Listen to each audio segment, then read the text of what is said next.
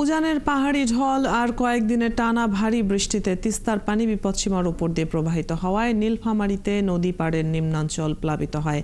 এর 2 দিন পর এসে এলাকাগুলো থেকে পানি নামতে শুরু করেছে।